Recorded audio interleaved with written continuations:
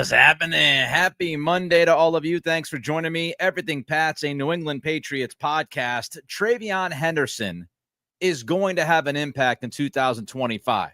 To me, it's not even an if. The question is, how significant of an impact will Henderson have on this Patriots team?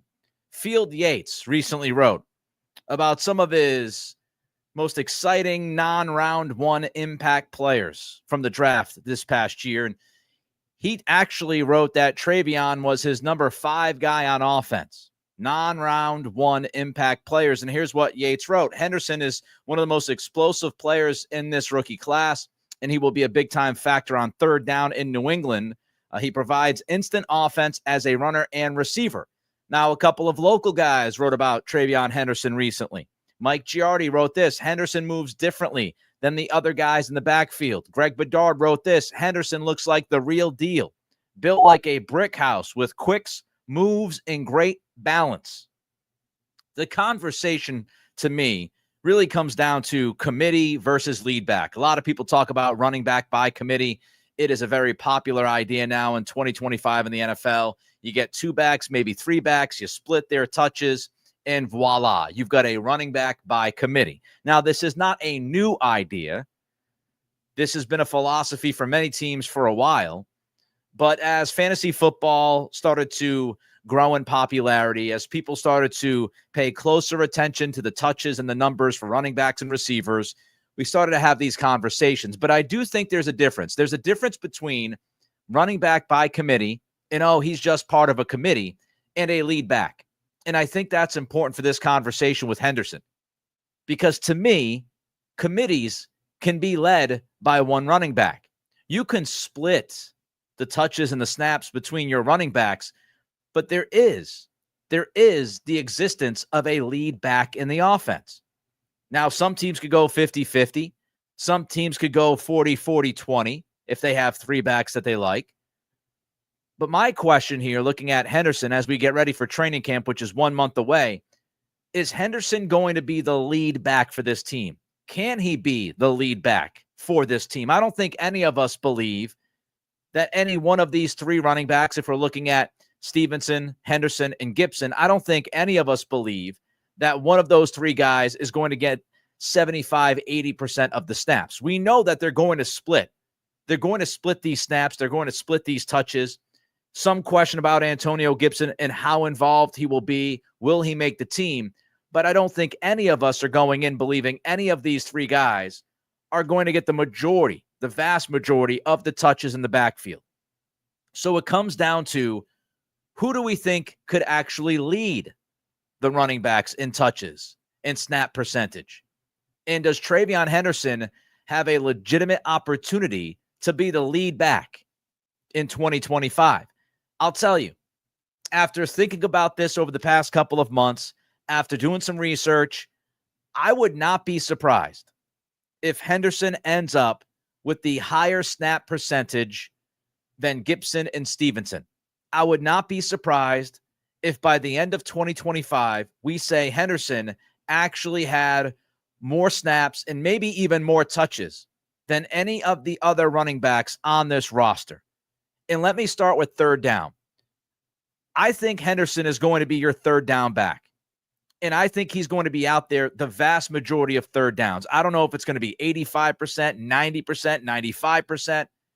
Henderson is going to be out there on third down an awful lot because of his skill set. Because of his skill set. If you look at his skill set, he's a tremendous receiving back, as we know.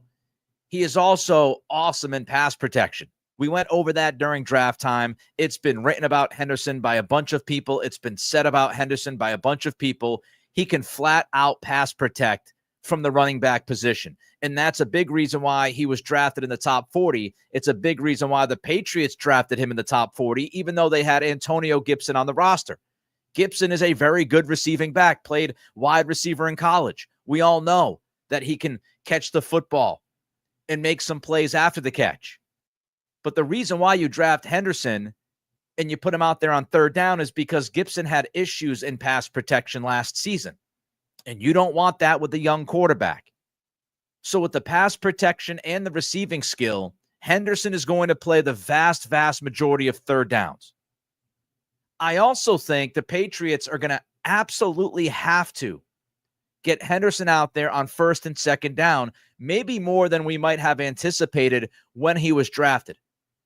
Because when I look at this backfield and I look at this offense, how in the world do you keep Henderson on the sidelines on first or second down with his level of explosiveness? This offense needs that explosiveness. And I just can't help if you're picking up 4 or 5 yards at a time with Stevenson, that's great. But Henderson gives you that other level. He gives you the ability to break out a run to the house at any moment. We're talking about a guy who averaged over 7 yards per carry at Ohio State last year. 7.1 yards per carry. That's the explosiveness. And I want to see Henderson get some touches on those early downs. And I think some of us kind of fell into the idea of, third down back. When he was drafted, third down back. And since people have been talking about him, well, he'll be the third down back.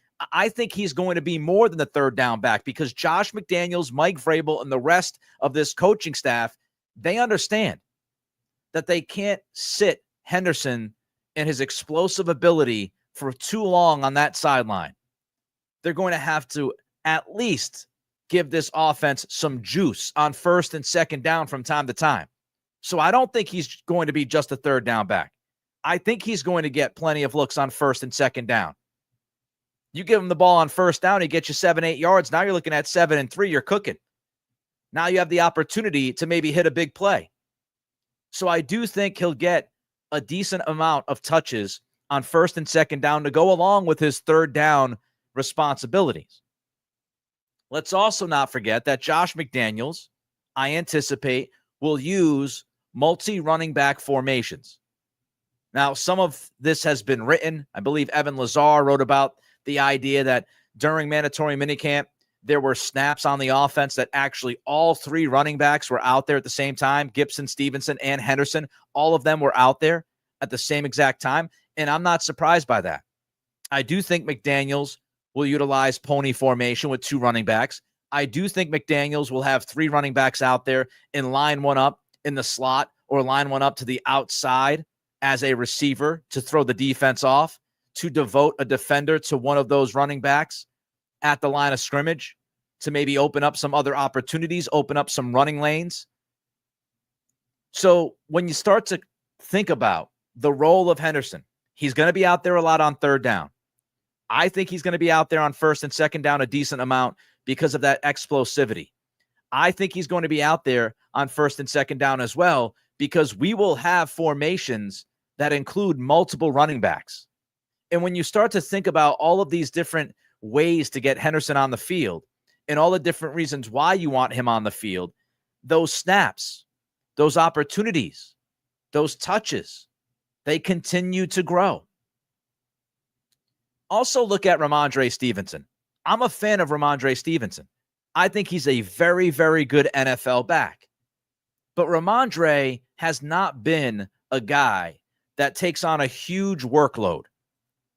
And I looked this up before the show today because I wanted to make sure that I had the numbers for all of you. In 2021, which was Dre's rookie season, he had 133 attempts. Now, he only started a couple of games technically that year, but he had 133 attempts his rookie season.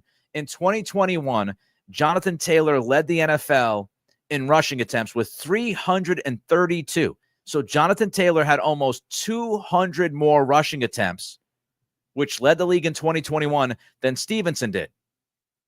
Now you might say, well, Nick, it's because he was younger, first year, he didn't start a bunch of games. Let's go to 2022. In 2022, Stevenson had 210 rushing attempts, which put him outside the top 15. In 2023, Stevenson had 156 attempts, which put him outside the top 30. And last year, Stevenson finished with 207 rushing attempts, which placed him 21st in the NFL in carries. Rhamondre Stevenson, his entire Patriots career, has not been a top workload guy.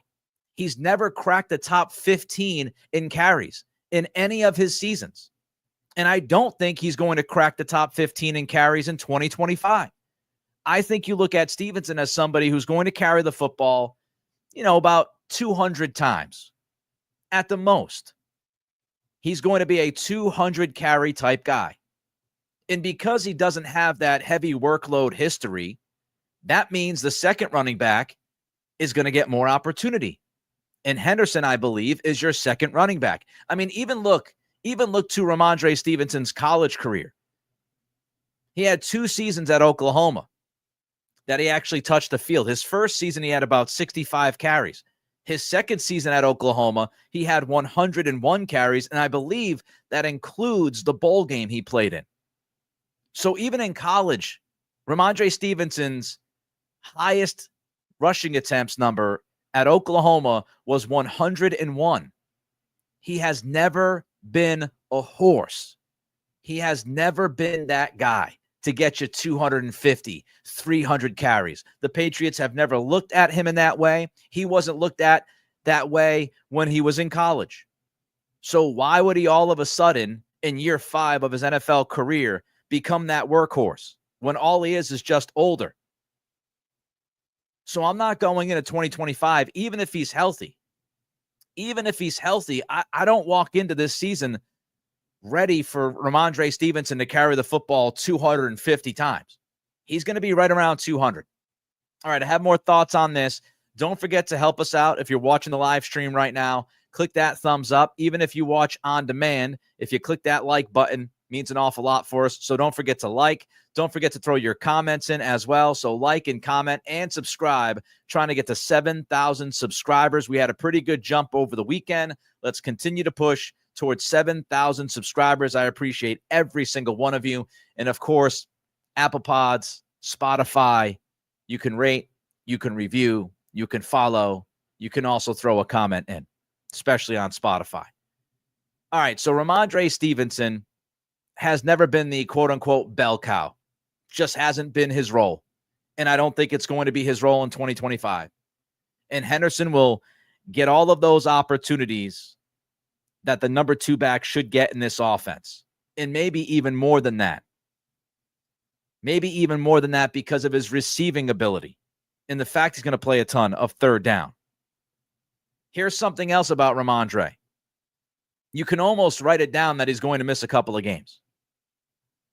So not only is he not the bell cow and has never been the bell cow, he's probably going to miss 2, 3, maybe even 4 games.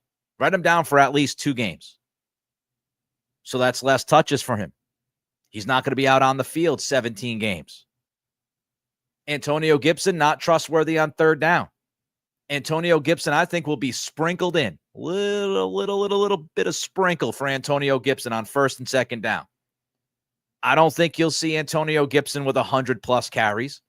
I don't think you'll see Gibson with 40 to 50 catches.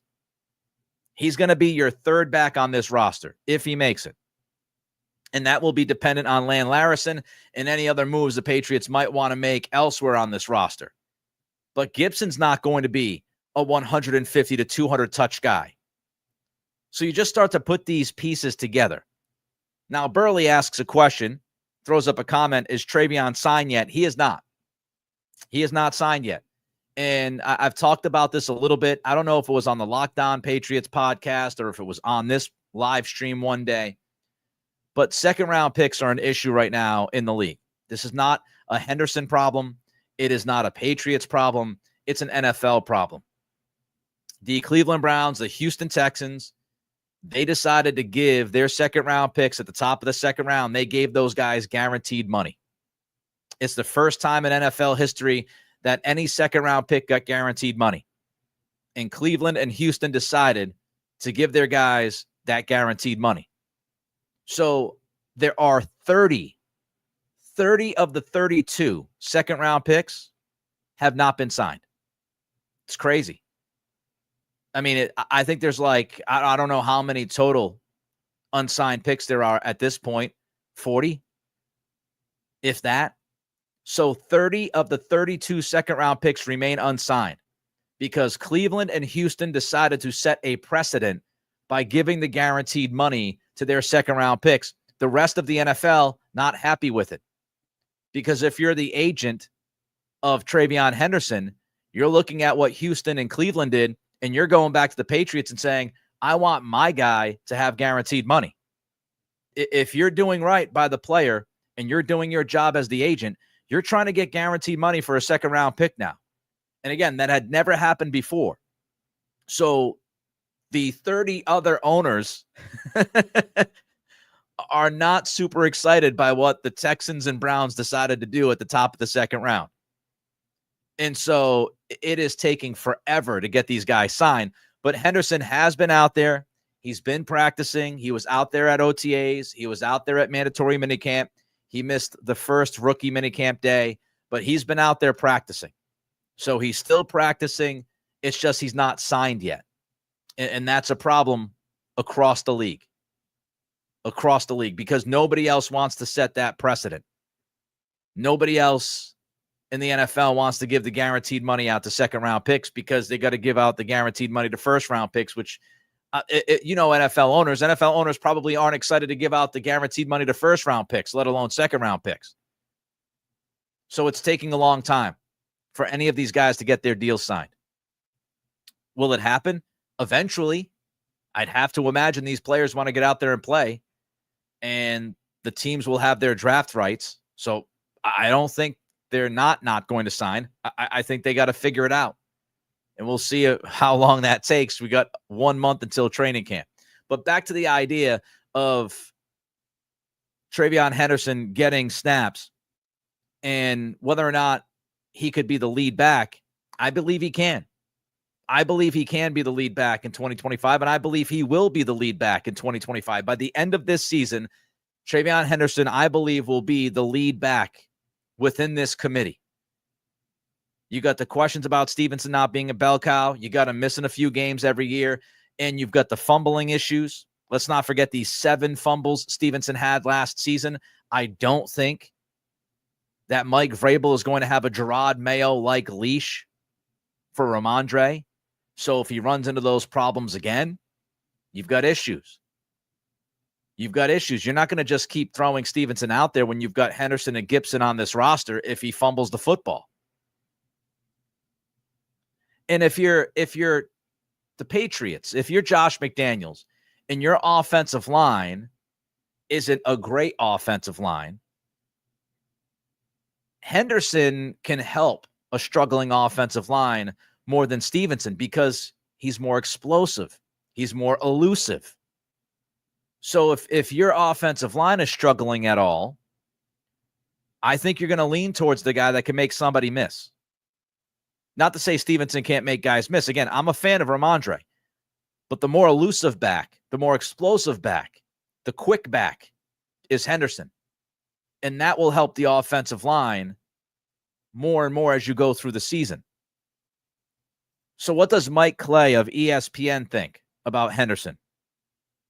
Well, Mike Clay wrote about the running backs that were drafted in this draft in 2025, and he kind of broke those backs down into tiers of what role they will play, the role tiers. And Clay had Henderson listed as a committee back. And he wrote, Henderson will begin the season sharing carries with Stevenson, though it's possible the rookie quickly takes over as the Patriots lead back. And again, I think that's going to happen. I think Henderson is eventually going to take over as the lead back of this football team. I can't sit here and give you a week 4, week 7, week 8. I don't know. But at some point, I think it's going to happen. Now, Clay, he projected the numbers of Henderson, and he had Henderson with 174 carries, which is interesting. Remember, the most carries Rhamondre's ever had for the Patriots in one single season was 2022 when he had 210.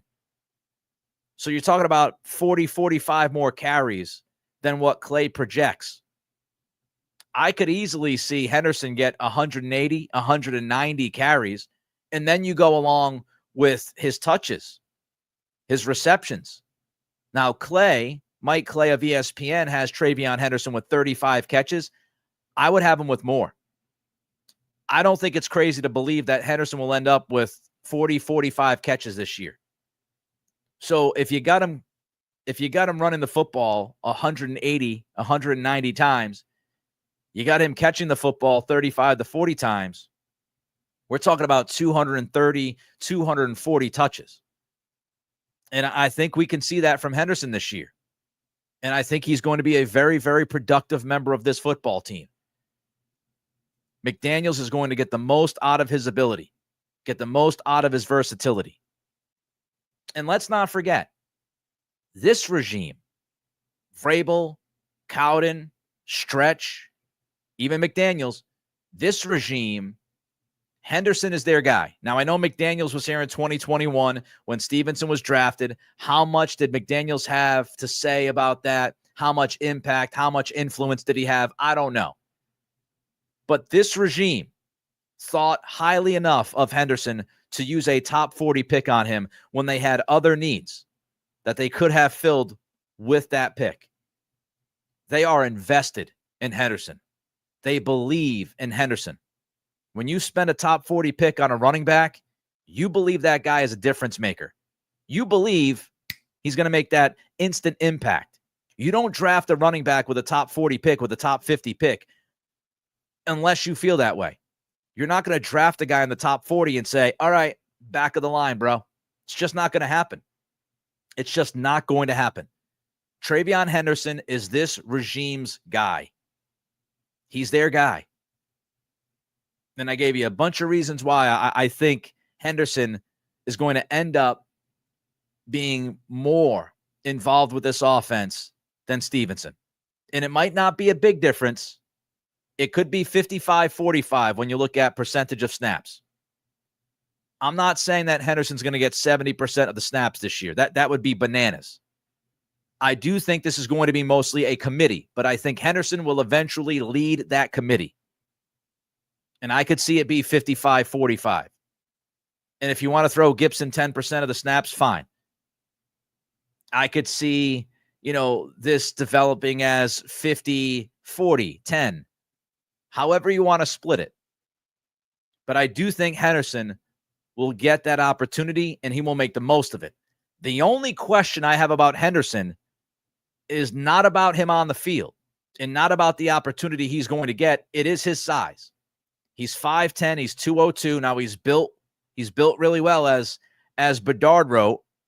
He's built like a brick house, but he's 5'10", he's 202, and he does have some history of injury. And he really hit his stride at Ohio State when they brought in Quinshon Judkins, and he was part of a committee. So I don't think Henderson is a bell cow, but I don't think Stevenson's a bell cow either. And I just think the things that Henderson does, the skills that Henderson brings to the table that Stevenson doesn't have, as much as I like Stevenson, I believe that will eventually and inevitably lead to Henderson getting more touches than Stevenson does in 2025. Old Man Mob, Nick, do you see the Patriots keeping 3 or 4 running backs this year? It really depends on, other positions. How many safeties are you keeping? How many wide receivers are you keeping? How do those guys perform, right? If you want to keep 6 receivers or 7 receivers, you're kind of, you're right on that borderline. Doug Kai today, for example, he has 7 wide receivers on his pre-training camp 53-man roster. I would believe they'll probably end up with 3 running backs and a fullback, because I do think McDaniels is going to roll with a fullback. JS says lead back in 25, no, but 2026, yes. So Jay says not yet. We're not going to see TreVeyon Henderson be the leader of this committee in his rookie season, but next year he will be. Could end up being the case. Gerard E. Sounds like the rest of the league is colluding against paying the second rounders guaranteed money.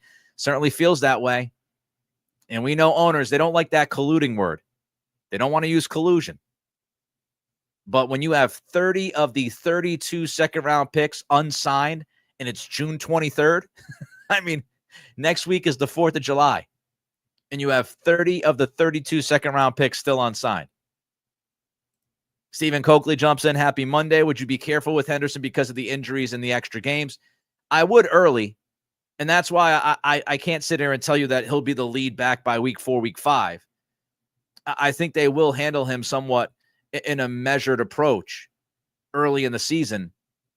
But as the season goes on, I think he'll just be too good and too talented to keep on the sidelines. Honestly, I think he brings, elements to this offense that Rhamondre just can't bring.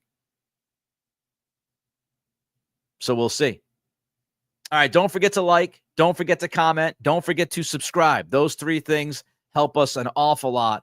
I say it over and over because they do mean a lot to us. And Spotify, Apple Pods help us out as well with those comments. 3D pool tile. Hey, Nick, what's going on? What's going on? Mass football guy, what do you think we'll do at left guard? Strange is the leader in the clubhouse right now.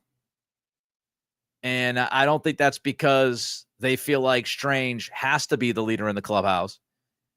I think with the retirement of Wes Schweitzer, Strange has just taken that spot. And we'll see if anybody else can wrestle that spot away from him. All right, I'm out of here. We'll be back on Wednesday, 3 p.m. live right here on YouTube. Until then, be well. I appreciate every single one of you.